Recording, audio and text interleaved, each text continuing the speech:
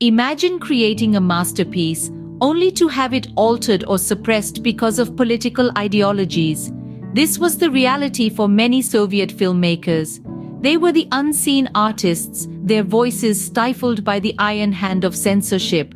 In a world where the state's ideologies were the ultimate law, these filmmakers navigated a complex labyrinth of political control and artistic expression. Their films were not just a source of entertainment, but a canvas on which they painted their observations, their hopes, and their critiques. But the state, ever watchful, had the final say on what could be shown and what couldn't.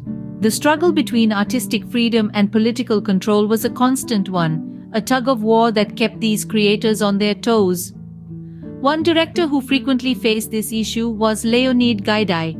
His story, like many others, is a testament to the resilience of artists in the face of systemic censorship.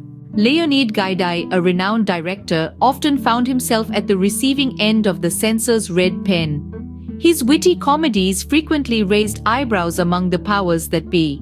One of the most striking examples was his film, Kidnapping Caucasian Style.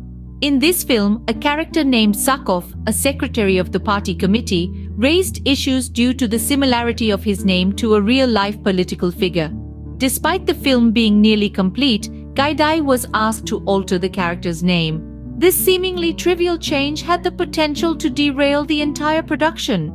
Imagine the uproar when the distinctive voice of the popular actor Yuri Nikulin, who played the character Balbaz, was at risk of being replaced due to his unavailability for redubbing.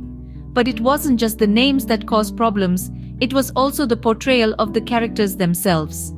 It wasn't just what was said, but also how characters were portrayed that attracted the censor's attention. In the world of Soviet cinema, every mannerism, every line of dialogue, and every characterization was under the microscope. Take Leonid Gaidai's films, for instance. His characters were often seen as subversive, their behaviors and attitudes clashing with the state-approved narrative. A character might be too outspoken, too rebellious, or simply too different from the norm. Gaidai's characters in particular were often subject to scrutiny.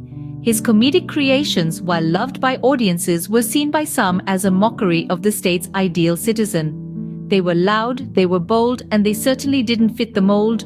But it wasn't just about making characters more palatable. The censors also wanted to ensure that the films promoted the state's philosophy, and characters were often altered to better fit this narrative. Despite these challenges, Gaidai and other filmmakers found ways to push the boundaries and express their artistic vision. In the face of censorship, Soviet filmmakers found innovative ways to express their artistic vision. Directors like Leonid Gaidai, renowned for his comedic prowess, had a knack for pushing the boundaries. They were playing a delicate game of chess with the censors, always trying to stay one step ahead. Gaidai, for instance, used humor and satire as his weapons of choice. He would subtly weave political commentary into his scripts, often hidden behind a veil of comedy. He cleverly used coded language, allowing his audience to read between the lines and understand the deeper, often critical messages he was trying to convey. This way, Gaidai and his contemporaries managed to circumnavigate the strict rules of Soviet censorship. They found a way to express their artistic vision, all while staying within the confines of what was deemed acceptable. Let's sum up what we've learned about Soviet film censorship.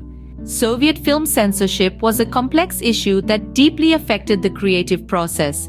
It was a constant companion of many filmmakers, often forcing them to alter their work in order to comply with the regulations and avoid reprisal. Directors like Leonid Gaidai frequently faced the brunt of this scrutiny, their comedic jabs at influential politicians often deemed inappropriate. These creatives, however, found innovative ways to express their vision, constantly pushing the boundaries of what was acceptable. The story of the Caucasian prisoner and Comrade Sakov is a testament to this struggle. The film, almost a casualty of censorship, was saved by the intervention of actor Yuri Nikulin. His appeal to the Minister of Culture helped avoid costly redubbing and preserved the authenticity of the film. I hope this brief journey has given you a deeper understanding of the impact of censorship on Soviet cinema. Thank you for watching.